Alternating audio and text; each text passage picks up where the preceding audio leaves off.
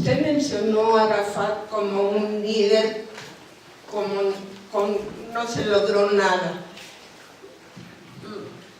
Luego el presidente de Egipto, al hacer la paz, cometió para mí un suicidio que a la larga iba alguien a tomar venganza. ¿Usted cree que puede haber algún líder en el presente, en el futuro, que aceptar a Israel como un Estado sin querer destruirlo ni tirarlo al mar? Si no fuera así, ¿qué solución va a tomar Israel o qué le queda a Israel? La segunda pregunta, los asentamientos de ahora, de este tiempo de Netanyahu, ¿son lo que podría llamarse un bien o un mal necesario? ¿O cómo explicarlo? Digo, ¿son parte real del problema? ¿Necesitan hacerse o no? ¿O son nada más, como lo toman los demás, como una especie de provocación? I'm going to ask you to repeat the Netanyahu part in a second, but let me try and answer the first part. Yeah, let me try and answer the first part.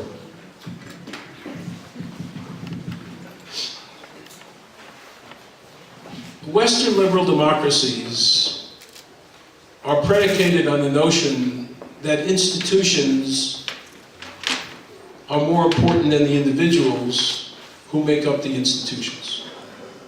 Supreme courts are more important than the judges. Parliaments are more important than the representatives. The presidency is more important than the president. The same thing can be said for prime ministers, not just using the American presidential system here, I mean democracies in general.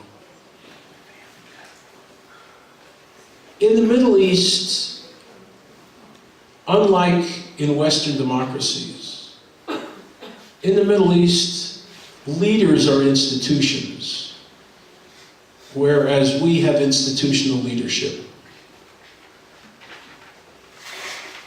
Do you get the distinction? Leaders are institutions in the Middle East. Leaders, not necessarily the institutions. And I'm talking about Arab Middle Eastern states. Like the King of Saudi Arabia is an institution. The King of Jordan is an institution, though he has a parliament. The king, he is a king. The President of Egypt is an institution. Yeah, I believe that a Palestinian leader who looks over the horizon and is willing to make the compromises that are necessary and get for his people what his people want, a state, it's not impossible.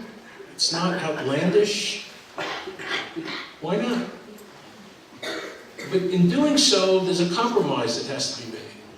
And the compromise would have to be made with their own history. That Palestinians who live in refugee camps no longer have the right to consider the possibility of coming back to Haifa, Akko, Ashkelon, Tel Aviv, Herzliya, Jerusalem. And that is a very difficult historiographic compromise to make for Palestinians. Very difficult. I think it's almost impossible, but it's not absolutely impossible. Nothing in history is absolutely impossible. Who would have figured that the Shah would fall? Who would have figured that Saddam would invade Kuwait? Who would have figured that the Soviet Union was going to topple? I mean, who even remotely thought that, 19 Arabs would fly 4 airplanes into American iconic buildings and kill almost 3,000 people in 9/11? Who thought of these? These are right-hand turns in history.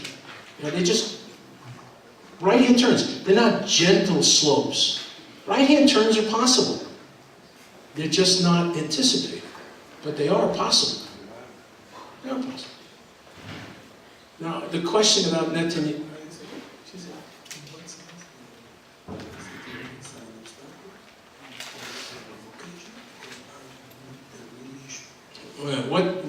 in what sense are the settlements an obstacle or provocation as compared to being a real issue? No matter how I answer this question, someone's going to get really angry. The settlements changed the status quo. 1,500 dunams here, 3,000 settlers there, they changed the status quo. There's no question about it. Is the status quo reversible? Israel took out 9,000 settlers from Gaza in 2005. Compensated each one of them. But Israel is going to do the same thing for 500,000? Probably not. So what you have to do is you have to redraw the border. With land swaps. It's possible to redraw the border with land swaps. And incorporate 80% of the settlers into a new borders of the state of Israel. It's possible. The maps have been drawn up. For there to be political progress,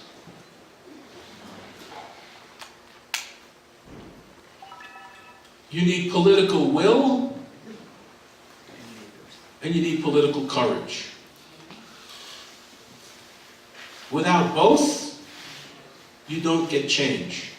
I mean, fundamental change.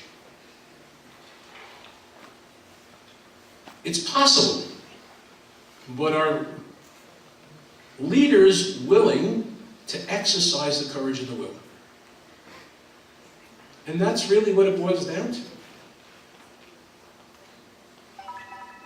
Gracias. Thank you very much.